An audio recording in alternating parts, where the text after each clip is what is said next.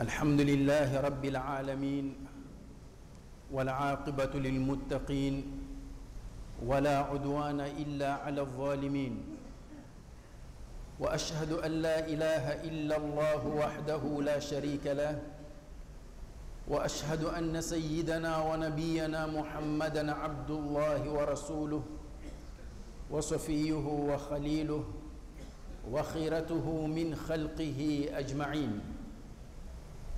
اللهم صل وسلم وبارك على هذا النبي الكريم وعلى آله وأصحابه ومن دعا بدعوته واستنى بسنته إلى يوم الدين. أما بعد, respeitados irmãos, Allah subhanahu wa ta'ala diz no Corão al-Karim, precisamente no Surat al-Nahl: Bismillahir Rahmanir Rahim, ولا تقولوا لما تصف ألسنتكم الكذب هذا حلال وهذا حرام لتفتروا على الله الكذب إن الذين يفترون على الله الكذب لا يفلحون. Neste versículo, estimados irmãos, há uma clara orientação divina por parte de Allah subhanahu wa ta'ala, segundo a qual Allah proíbe: وَلَا تَقُولُوا لِمَا تَصِفُ أَلْسِنَتُكُمُ الْكَذِبِ هَذَا حَلَالٌ وَهَذَا حَرَامٌ. Não devem classificar as coisas, né, a partir de vós mesmos. Há aqui uma proibição clara de não classificarmos as coisas dizendo que isto é halal, lícito, e isto é haram, ilícito, sem conhecimento nenhum. Porque isso seria uma forma de forjar mentiras contra Allah subhanahu wa ta'ala. لِتَفْتَرُوا عَلَى اللَّهِ الْكَذِبِ. Reparem, estimados irmãos, a estrutura do versículo. وَلَا تَقُولُوا لِمَا تَصِفُ أَلْسِنَتُكُمُ الْكَذِبِ هَذَا حَلَالٌ وَهَذَا حَرَامٌ. Não disse لِتَكْذِبُوا عَلَى اللَّهِ, disse لِتَفْتَرُوا الْكَذِبِ. Mentira. Uma pessoa pode mentir de forma irresponsável. Agora, outra coisa é forjar mentira. Há aí uma intenção clara de forjar essa mentira. Por esta razão, Allah subhanahu wa ta'ala diz ainda neste versículo: إِنَّ الَّذِينَ يَفْتَرُونَ عَلَى اللَّهِ الْكَذِبَ لَا يُفْلِحُونَ. Aqueles que forjam mentiras contra Allah não terão sucesso nenhum perante Allah, não terão vitória nenhuma perante Allah. Porque as consequências desse processo de forjar mentiras contra Allah, ninguém além deles vai sofrer tais consequências. A propósito deste versículo, estimados irmãos, hoje queremos falar do princípio do halal e do haram no Islã. É apenas uma reflexão. Não vamos trazer aqui listas de coisas lícitas, coisas ilícitas, mas queremos falar apenas do próprio princípio.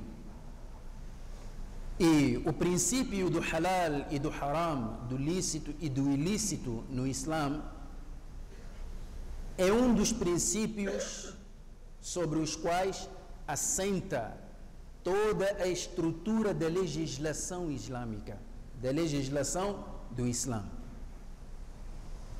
Infelizmente, muitos de nós percebemos o conceito de halal e haram apenas numa particularidade: no abate de um animal, por exemplo, a forma como abatemos um animal. Então, aí preocupamos-nos com questões de halal e haram e deixamos de fora muitas outras coisas. Na verdade, o halal e o haram no Islã não regula apenas a maneira como deve se abater um animal. O princípio de halal e do haram no Islã regula toda a atividade do ser humano, quer na esfera do ibadah, dos rituais, quer na esfera das atividades cotidianas, quer ações, digamos, materiais ou na intelectualidade. Até a nossa maneira de pensar, o halal e o haram está lá. Podemos pensar de uma forma halal ou de uma forma haram. Podemos agir de forma halal ou de forma haram. Então, o halal e o haram regula toda a vida do muçulmano. Porque o Shariat de Allah, que é a lei de Allah, veio exatamente para regular a nossa atividade. Isto é, não somos nós que vamos procurar por um espaço dentro da nossa vida para acomodar o Shariat de Allah. Não. Nós é que temos que nos preparar para nos adequarmos aos princípios do Sharia. Não somos nós que vamos regular o Sharia, mas é o Sharia que vem nos regular e regular a nossa maneira de pensar e a nossa maneira de agir. Isto é importante. Portanto, o princípio de halal e o haram no Islã é transversal. Pode entrar no aqida, pode entrar no comportamento, pode entrar em tudo. Em todas as esferas da vida do muçulmano está lá presente o princípio do halal e do haram. Então, a questão do abate do animal é apenas uma das coisas que este princípio regula. Portanto, nós muçulmanos precisamos aprofundar este princípio. E este princípio tem os seus elementos, tem os seus pressupostos. Naturalmente, aqui não vamos poder falar de todos eles, mas vamos focar apenas dois aspectos dentro do princípio do halal e do haram. O primeiro destes aspectos, estimados irmãos, e é importante que todo muçulmano esteja ciente disto. A questão do halal e do haram é da competência exclusiva de Allah. A questão do halal e do haram é da competência exclusiva de Allah subhanahu wa ta'ala.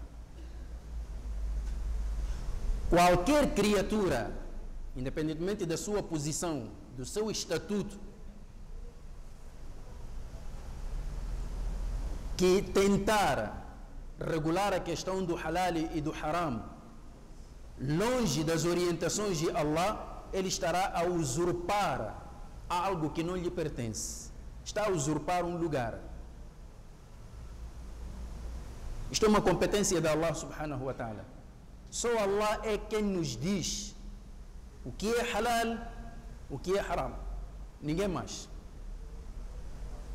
Então, a partir daí, a missão dos álimos na questão do halal e do haram reduz-se apenas ao esclarecimento só. O álimo vai procurar dentro do Sharia o que é halal e o que é haram, da forma como as coisas estão estabelecidas, e ele esclarece isso à comunidade toda. Esta é a missão do álimo. O álimo não é para decretar o que é halal ou haram. O álimo é para compreender e esclarecer. Agora, quem define o que é halal e o que é haram é Allah.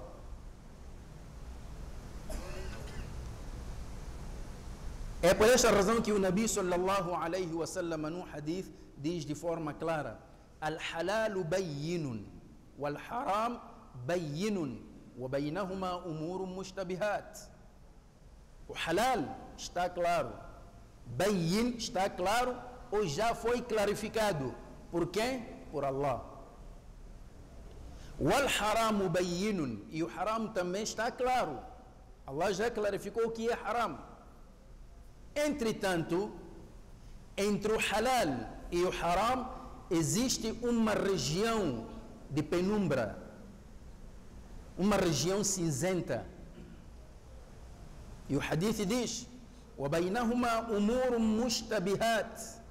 Entre o halal e o haram há uma região de penumbra que confunde muitas vezes as pessoas, porque a maioria das pessoas não conhece as questões relacionadas com esta região de penumbra. E o hadith diz: لَا يَعْلَمُهُنَّ كَثِيرٌ مِنَ النَّاسِ. Muitas pessoas não conhecem. O hadith não diz que todas as pessoas não conhecem. Disse muitas pessoas não conhecem. Então significa que existe uma minoria, que são os alimos, que por causa da sua formação, eles estão aptos de poder nos esclarecer aquilo que acontece nesta região de penumbra. Agora, em relação àquela maioria que não conhece, quando está perante um destes fatores duvidosos, qual é o procedimento que deve observar? O que deve fazer? É agir? Não, o hadith dá-nos uma explicação. فَمَنِ اتَّقَى الشُّبُهَاتِ فَقَدْ اسْتَبْرَأَ لِدِينِهِ وَعِرْضِهِ. Portanto, perante esta região, meu irmão, se você não é da minoria que conhece, és da maioria que não conhece, estás perante um fator duvidoso, estás na região de penumbra, não avança. Ittaqa shubuhat significa o quê? Parar. Há um sinal aí que te obriga a parar, para consultar primeiro. Consultar a quem sabe antes de agir. Então, age depois desse esclarecimento. فَمَنِ اتَّقَى الشُّبُهَاتِ فَقَدْ اسْتَبْرَأَ لِدِينِهِ وَعِرْضِهِ. Portanto, aquele que proceder desta forma, tomar esta precaução de parar e não agir antes de consultar, então terá salvaguardado a sua honra e o seu din. Porque de contrário, se avançar, se agir sem conhecimento, ele então não poderá se beneficiar ou não poderá dizer no dia do julgamento final: Ya Allah, eu agi porque não sabia. Não. O hadith já havia dado essa indicação: para e não avança. Mas tu agiste. Então é preciso parar.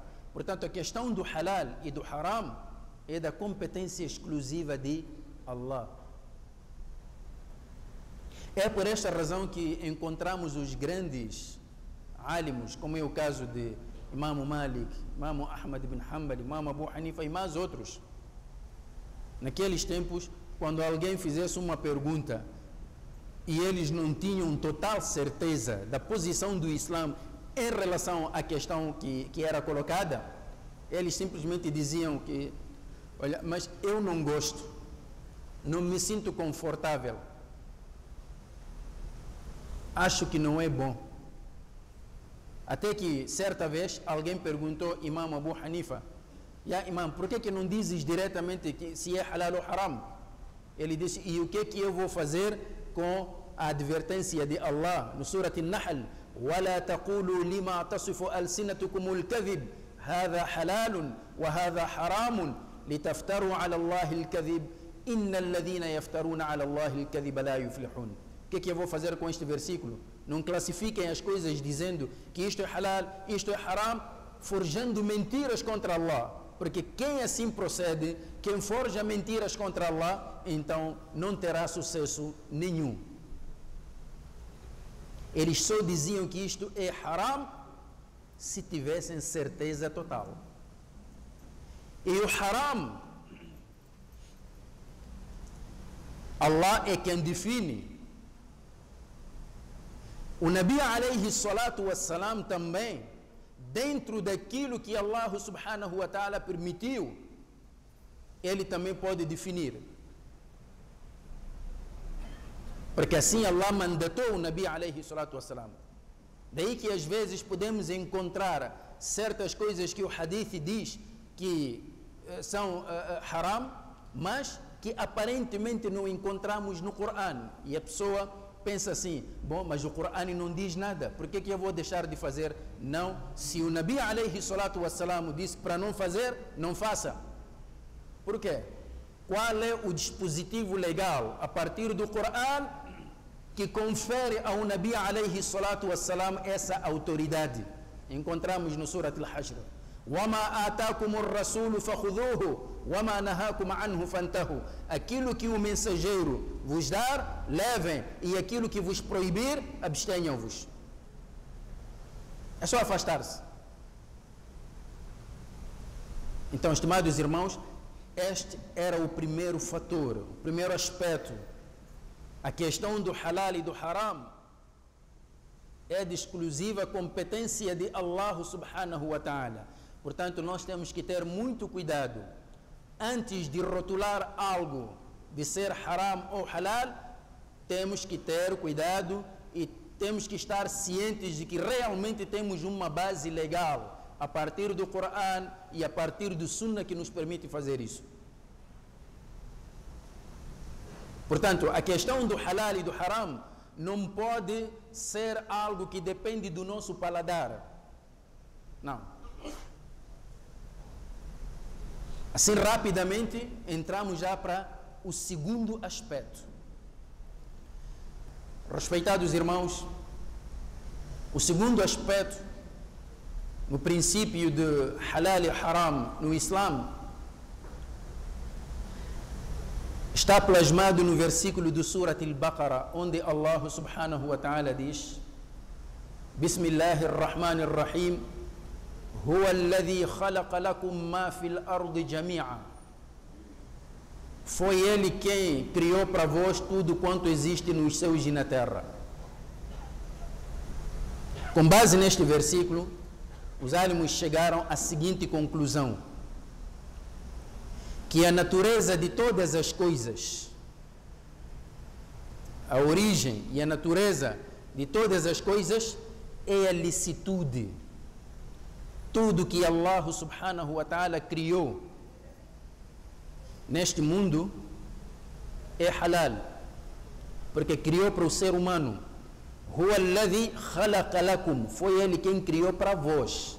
Então, Allah subhanahu wa ta'ala, quando criou as coisas, tinha uma finalidade, tinha um propósito.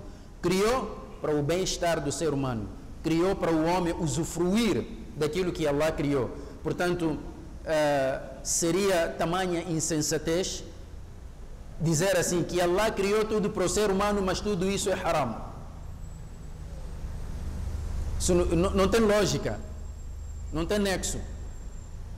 Dizer que Allah criou tudo isto e criou para o ser humano, entretanto, tudo isso é haram. Com base neste versículo, tudo que Allah criou para o ser humano é halal. هو الذي خلق لكم ما في الأرض جميعا. O haram é uma exceção do halal. O haram é uma exceção apenas. E só Allah é quem deve definir o que é haram. Por exemplo, se alguém traz arroz, arroz é algo que Allah criou para os seres humanos. Então, eu como ser humano, como muçulmano, com base neste versículo do Surat Al-Baqarah, Huwa alladhi khalaqa lakum ma fil ardi jami'an, não preciso questionar, simplesmente vou comer. Agora, se alguém me diz que, olha, esse arroz é haram, ele deve provar. Não sou eu que vou provar. Eu que penso que aquilo é halal, não sou eu que vou provar. Aquele que diz que é haram é quem deve provar. Que isso é haram, está aqui o versículo, está aqui o hadith. E o haram também não se prova com argumentos duvidosos. Quando o hadith ainda mostra problemas de autenticidade, não se deve classificar algo como haram com base num hadith cuja autenticidade é duvidosa.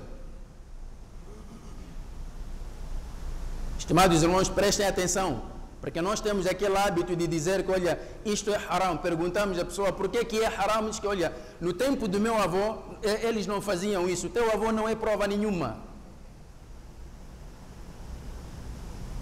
Teu avô não é prova nenhuma.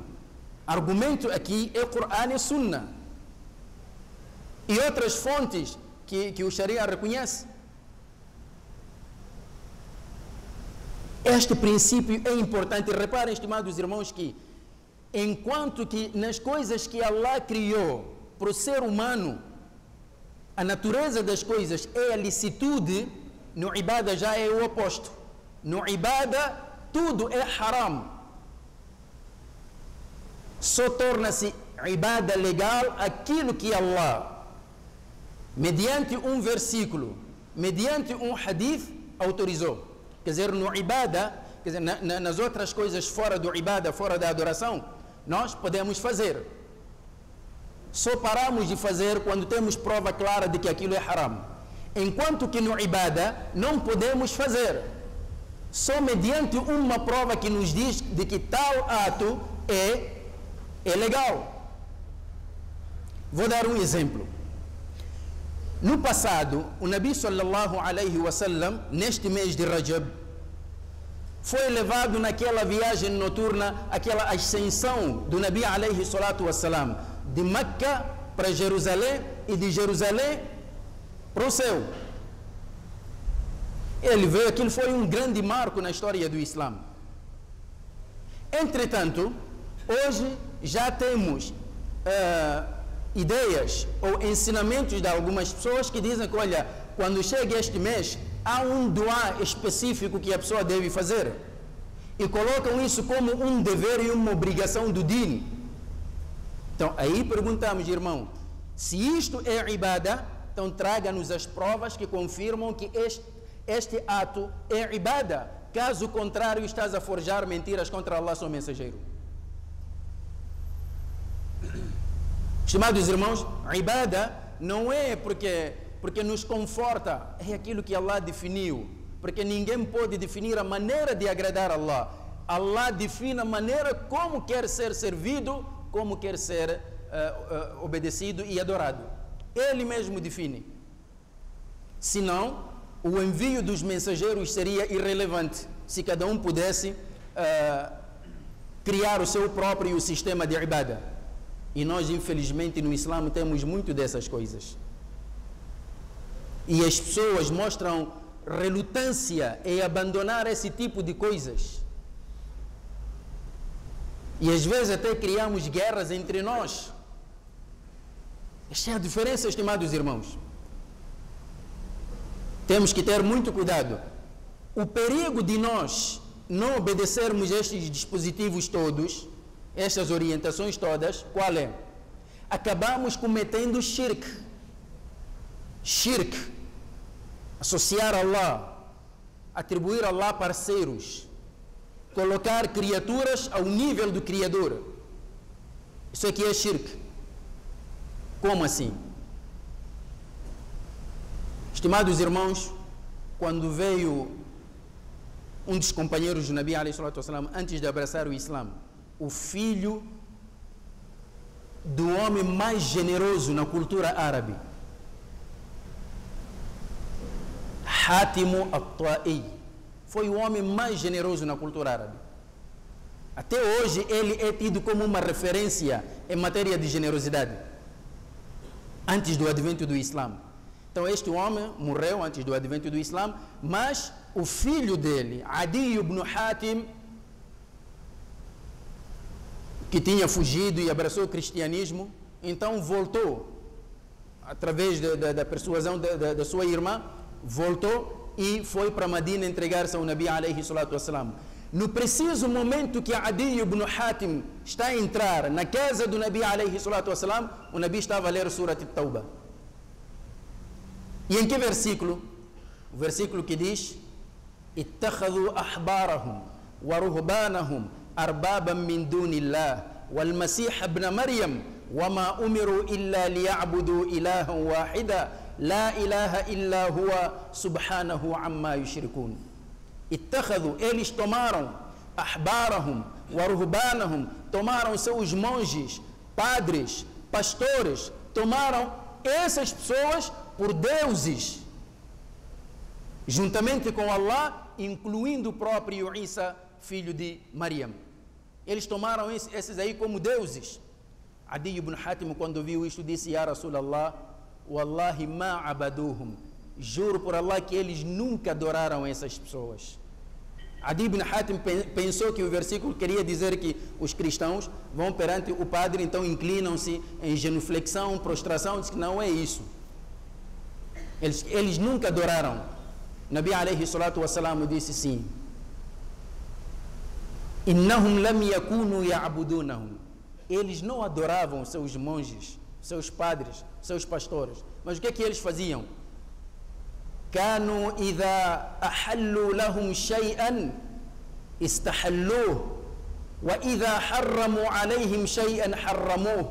Mas quando esses padres, esses monges tornavam algo haram, ilícito, eles obedeciam. E quando tornavam algo lícito, eles obedeciam, mesmo que contrariasse a sua própria escritura. Aqui vejam só este tafsir que o Nabi deu do versículo. Quer dizer, você não precisa chegar perto do seu álimo, do seu maulana e fazer sijda, não é isso. Mas se ele dizer que algo é haram sem prova e você obedecer, você já está a cometer shirk. Você está a considerar ele um Deus. Você está a considerar ele no mesmo plano que Allah. Não é isso que acontece? Não, isso eu não posso fazer. Por que não pode fazer? O meu Maulana disse. Já não é Allah, não é Muhammad Rasulullah. Diz que não. Meu Maulana disse: olha, está bem, se você apresenta a prova, está bem. O seu Maulana está errado neste ponto.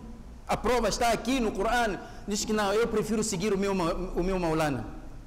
Se eu morrer, Allah se me perguntar, vou dizer: não, obedeci o Maulana. Não.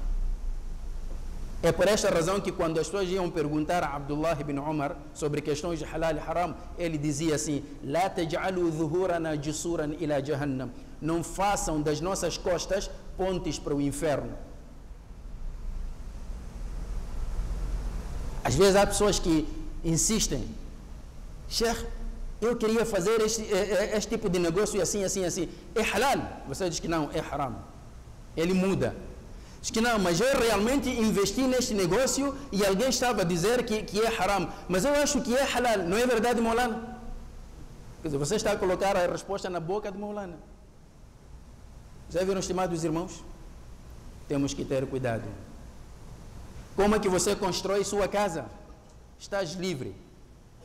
Só torna-se haram se violar um dispositivo do Islã. Agora, como é que queres adorar Allah? Não inventa ibada. Procura saber o que é que Allah definiu e adora Allah da forma como Ele estabeleceu. Este assunto, como dizia, estimados irmãos, é um assunto vasto. Falarmos aqui dos princípios do halal e do haram, como puderam ver, só falamos de forma resumida apenas de 2 aspectos, mas há muitos outros aspectos que regulam o princípio de halal e do haram no Islã. Talvez nos próximos tempos poderemos ainda trazer mais questões relacionadas com este tema. Allahumma inna nas'aluka wa anta khayru mas'ul an tansura al-islam wa tu'izza al-muslimin. Allahumma arina al-haqqa haqqan warzuqna ittiba'a wa arina al-batila batilan warzuqna ijtinaba.